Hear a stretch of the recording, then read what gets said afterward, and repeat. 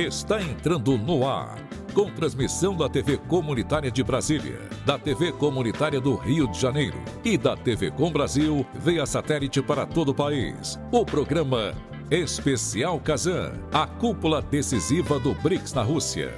Uma produção da rádio e do jornal Toda a Palavra.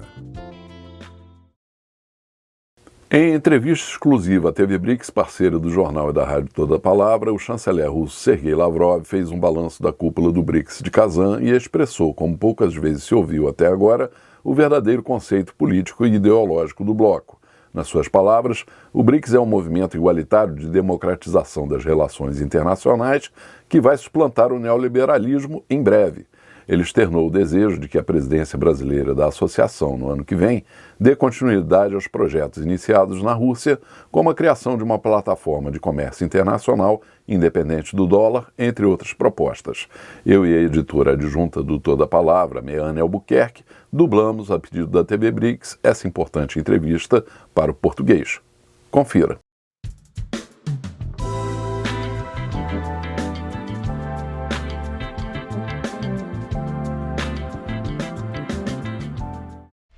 Sergei Lavrov. Em 2024, a Rússia ocupa a presidência do BRICS. O principal evento foi a cúpula em Kazan. Quais foram os principais resultados da cúpula e da presidência da Rússia de modo geral?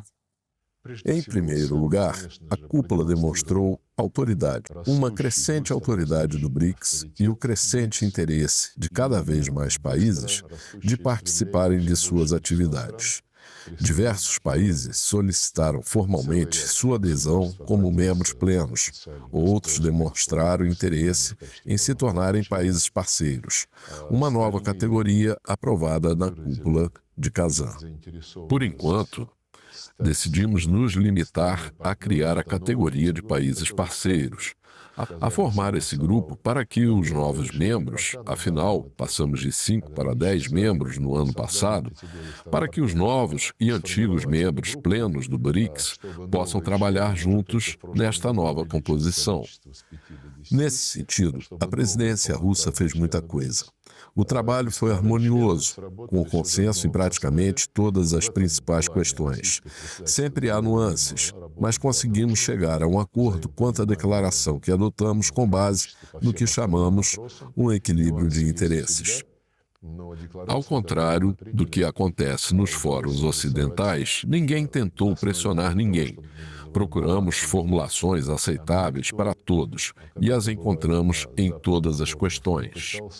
A ideia principal dessa declaração é a necessidade de aumentar significativamente a participação dos países do Sul Global e do Leste Global nos mecanismos de governança global, incluindo o Conselho de Segurança da Organização das Nações Unidas, o Fundo Monetário Internacional, o Banco Mundial e a Organização Mundial do Comércio.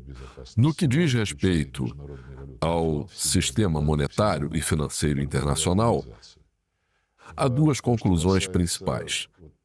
A primeira é exigir que os países em desenvolvimento, especialmente os países do BRICS, que são as economias de crescimento mais acelerado, obtenham uma quantidade de votos nos conselhos de diretores do Fundo Monetário Internacional e do Banco Mundial. E essa quantidade de votos deve ser equivalente ao seu peso real na economia mundial e à sua participação no Produto Interno Bruto Mundial.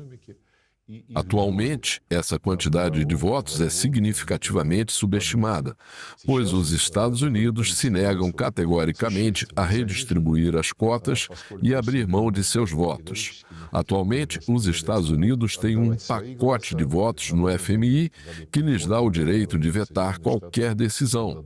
Isso não é correto. A mesma coisa acontece na Organização Mundial do Comércio. Há muitos anos, há pelo menos uma década, os Estados Unidos bloqueiam o trabalho do órgão de soluções de controvérsias, que é basicamente a razão pela qual a OMC foi criada. As inevitáveis contradições entre os participantes do mercado, como acusações de dumping, de preços abusivos e de tarifas desproporcionais, devem ser resolvidas justamente por esse órgão de soluções de controvérsias. Porém, ele está inativo, não há quórum. Os Estados Unidos não pretendem resolver essa situação. A reforma das instituições existentes se mantém na agenda. Mas, paralelamente, e isso é um consenso, e uma das conclusões mais importantes das atividades dos BRICS no momento, antes do fim da presidência russa. Todos querem criar mecanismos alternativos de pagamento, compensações interbancárias, mecanismos que usem moedas nacionais e mecanismos de seguro que não necessariamente sejam contra o sistema baseado no dólar, estabelecido após a Segunda Guerra Mundial. Precisamos de um sistema paralelo, considerando que o dólar é cada vez mais utilizado como arma agressiva na economia global e que ninguém sabe quem será o próximo. Ninguém está imune a essa arbitrariedade do dólar, dada a posição desesperada dos Estados Unidos no momento atual, em que sentem que sua hegemonia está se esvaindo, o que, obviamente, não acontecerá rapidamente. Isso é algo que levará tempo. Mesmo assim, eles estão dispostos a usar até os meios mais proibidos para preservar a sua hegemonia. É por isso que agora é uma missão coletiva se proteger disso, criar sistemas de compensação, plataformas de pagamento que não estejam expostas a esses riscos. Essa questão estava na agenda da cúpula de Kazan e nas reuniões realizadas ao longo do ano entre os ministros das Finanças e os presidentes dos bancos centrais. Recomendações já foram elaboradas. Elas ainda não são definitivas, mas já permitem começar a criar sistemas confiáveis, sustentáveis e de longo prazo. Tenho certeza de que o Brasil, como próximo presidente do BRICS, dará continuidade a esse trabalho.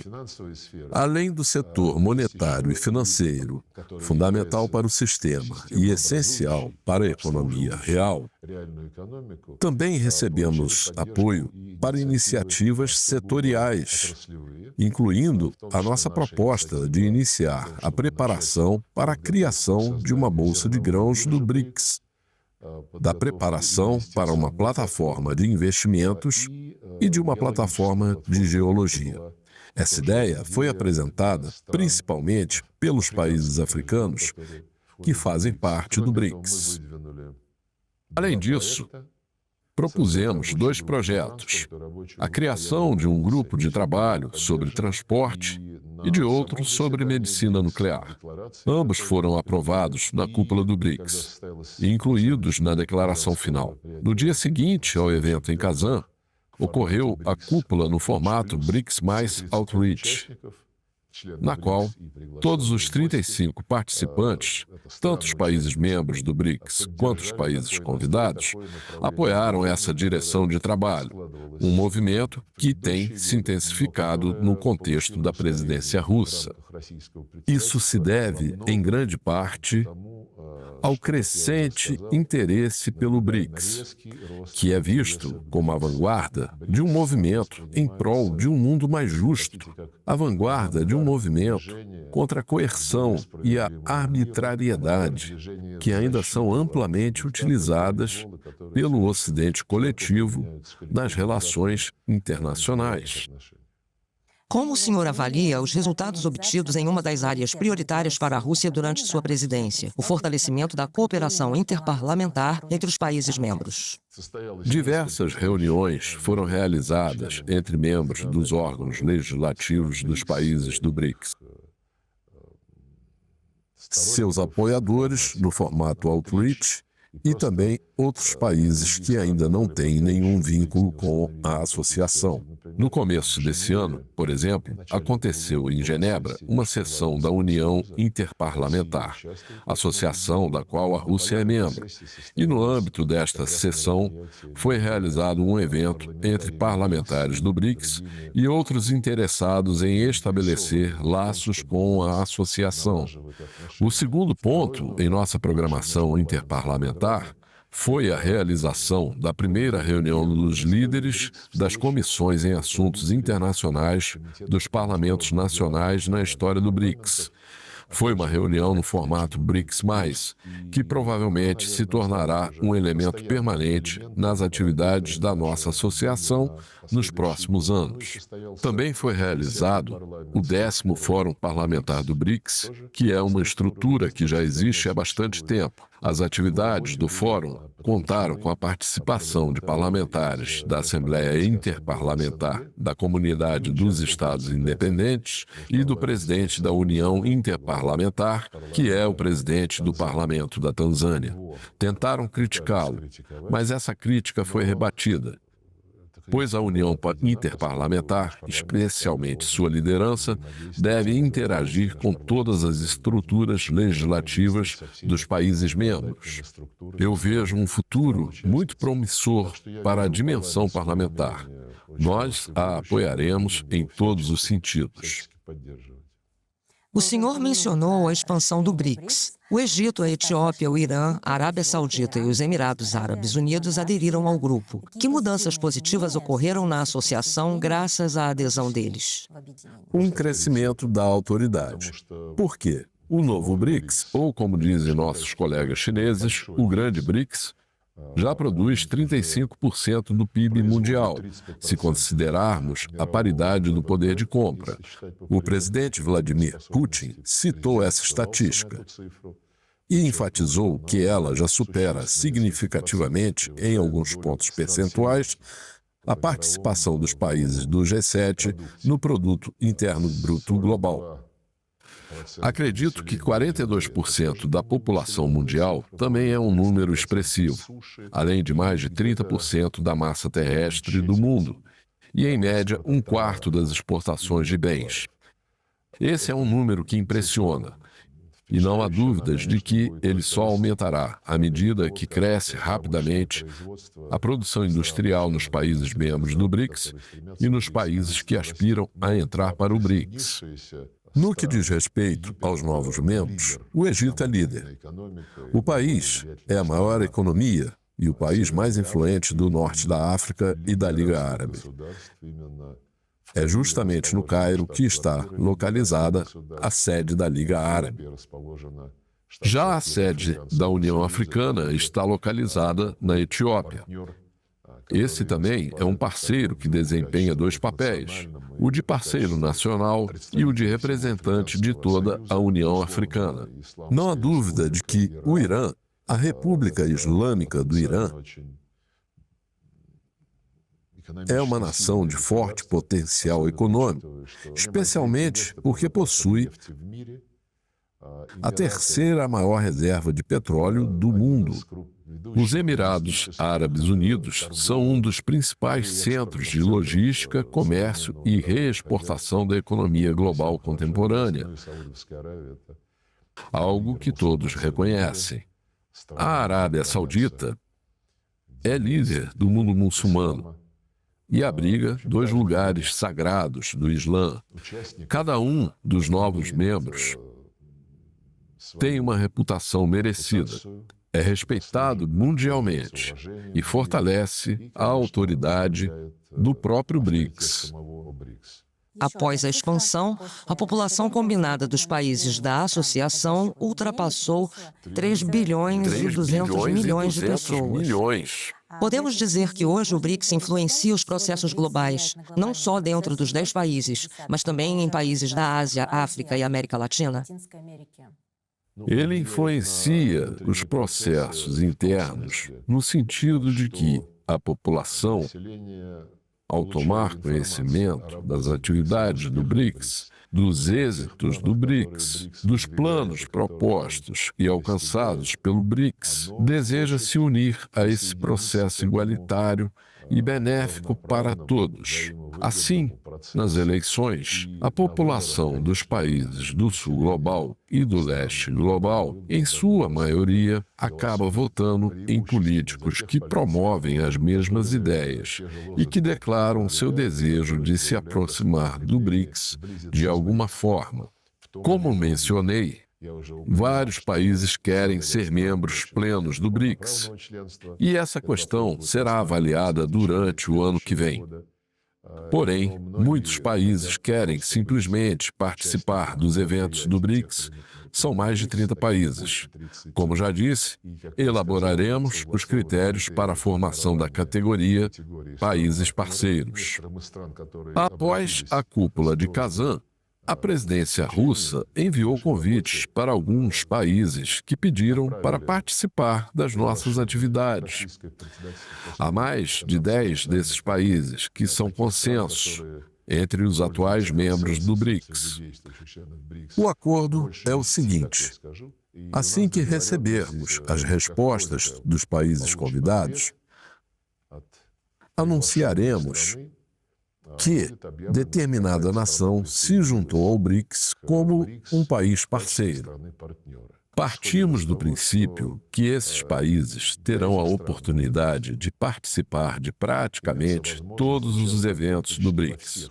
Certamente, ainda haverá um formato de reuniões em que apenas os membros plenos participarão, mas todos os demais, incluindo cúpulas nos moldes BRICS mais Outreach, reuniões de ministros de relações exteriores e de outros ministérios de outros setores, como energia, economia, comércio, saúde e cultura, é do nosso interesse que os países parceiros se envolvam em todas essas atividades e participem praticamente de todos os eventos. Ainda neste assunto, como está avançando a cooperação cultural e humanitária entre os países do BRICS e do BRICS+. Muitos eventos foram realizados e esses eventos despertaram, eu diria, grande interesse e tiveram bastante repercussão. Pela primeira vez, em junho deste ano, foram realizados os Jogos Esportivos do BRICS, que foram abertos a todos os interessados. Mais de 80 países se interessaram em participar. Se não me engano, 27 modalidades esportivas foram disputadas nos Jogos do BRICS. Não tenho dúvidas de que tentaremos realizá-los regularmente. Na esfera humanitária, realizamos atividades partidárias, que também são parcialmente da esfera humanitária. Em Vladivostok, também em junho, foi realizado o primeiro Fórum Internacional Interpartidário, que contou com a participação de cerca de 40 partidos de países do BRICS e de países parceiros. No evento, foi registrado o movimento interpartidário pela liberdade das nações. Em primeiro lugar, o principal objetivo estabelecido é que os partidos no poder e também os outros partidos que queiram participar promovam a erradicação dos resquícios do colonialismo. Ainda há diversos territórios não autônomos e, o que é pior, práticas coloniais e neocoloniais ainda persistem no comércio internacional. As relações do Ocidente com a África são caracterizadas por essas práticas coloniais, em que as matérias-primas são exportadas e todo o valor agregado e o lucro fica para o Ocidente. O fórum foi muito interessante e bem recebido. As inovações em nossa presidência também envolveram a governança local. Realizamos um fórum de cidades, um fórum de municípios, no qual houve uma discussão muito interessante sobre como as pessoas vivem e como, digamos assim, os líderes de conselhos municipais e rurais resolvem os problemas delas. é um tema muito ligado à vida cotidiana. Eu vejo muitas áreas que enriquecerão nossa cooperação humanitária e cultural.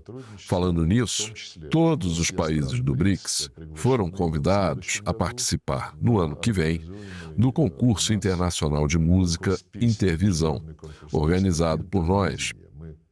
Nós e nossos colegas da televisão decidimos reviver o nome usado na época soviética para se referir a um concurso de música dos países membros do Conselho para Assistência Econômica Mútua. Acho que o Intervisão, aberto para todos, será um importante fator cultural que enviará uma mensagem à humanidade de que é melhor não se isolar em seus próprios espaços, mas viver juntos em um só planeta. Como na Canção para a Vida, Sim, como na Canção para a Vida. a troca de informações tem um papel essencial no fortalecimento das relações de parceria entre os países do BRICS e do BRICS+. Nesse contexto, como o senhor avalia a recente inauguração do Centro de Mídia Cultural e Informativo do BRICS+, em Moscou? Positivamente, o Ministério das Relações Exteriores da Rússia participou disso. Nossa representante oficial participou da inauguração do centro. Falando nisso, houve eventos muito relevantes na esfera da mídia em 2024.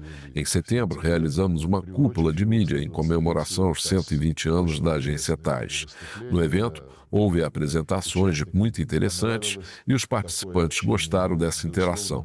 Não há dúvidas de que continuaremos aproveitando nossas oportunidades, incluindo o recém-inaugurado Centro de Mídia Cultural e Informativo do BRICS.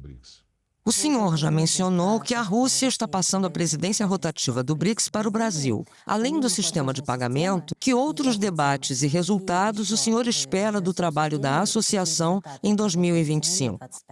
Acredito que a plataforma de pagamentos, os mecanismos de compensação e os mecanismos de seguro estarão entre as prioridades da presidência brasileira. Afinal, foi o presidente Lula da Silva, na cúpula do BRICS em Joanesburgo no ano passado, que iniciou o debate trabalhado pela presidência russa sobre sistemas de pagamento alternativos. Foi justamente em resposta a essa iniciativa, registrada na Declaração de Joanesburgo, que trabalharam os ministros das Finanças em colaboração com os presidentes dos bancos centrais. Como já disse, houve progresso, mas é preciso levá-lo à sua conclusão lógica para que surjam mecanismos prontos para serem usados. Não tenho dúvidas de que nossos colegas brasileiros dedicarão o máximo de energia a essa questão, considerando que essa é uma iniciativa de seu presidente. Acredito que o próprio Lula garantirá que essa questão seja uma das prioridades. Esperamos e tenho certeza de que assim será. Que deem continuidade às iniciativas russas, como a Bolsa de Grãos, a Plataforma de Investimentos, os grupos de trabalho sobre transporte e sobre medicina nuclear. Essas são questões extremamente práticas, de interesse de todos os membros do BRICS. Não tenho dúvida quanto a isso. Apoiaremos amplamente a presidência brasileira. A base filosófica das atividades do BRICS permanecerá a mesma. Refiro-me ao movimento a favor da democratização das relações internacionais e do aumento do papel dos países em desenvolvimento e dos países da maioria mundial nos mecanismos de governança global. Mencionei o FMI, o Banco Mundial, a OMC. Esse trabalho continuará em paralelo com a criação de nosso próprio sistema, independente de riscos externos. Isso inclui uma representação mais justa dos países do Sul e do Leste globais nos mecanismos de governança global. E, sem dúvidas, inclui também a reforma da Organização das Nações Unidas e de seu Conselho de Segurança. E aqui reiteramos claramente nossa posição. Apoiamos exclusivamente o aumento da representatividade dos países da Ásia, África e América Latina. Afinal, o Ocidente já está representado de modo desproporcional. Dos 15 membros do Conselho de Segurança, 6 representam o Ocidente. Isso não condiz com nenhuma estatística referente à população, à produção industrial e ao tamanho dos respectivos países. Apoiamos especificamente a Índia, apoiamos especificamente o Brasil e apoiamos especificamente a iniciativa coletiva promovida pela União Africana para a reforma do Conselho de Segurança. Eu não estaria apresentando todos os aspectos de nosso trabalho em Kazan se não abordasse algumas questões de política externa que foram debatidas e registradas na declaração final. Dedicamos uma atenção especial à crise no Oriente Médio, a catástrofe do povo palestino, que agora está se alastrando para os países vizinhos, Líbano, Iraque, Síria, Iêmen. Na declaração, há um parágrafo bastante contundente sobre a necessidade de cessar urgentemente esse derramamento de sangue. E não evitamos discutir a crise na Ucrânia.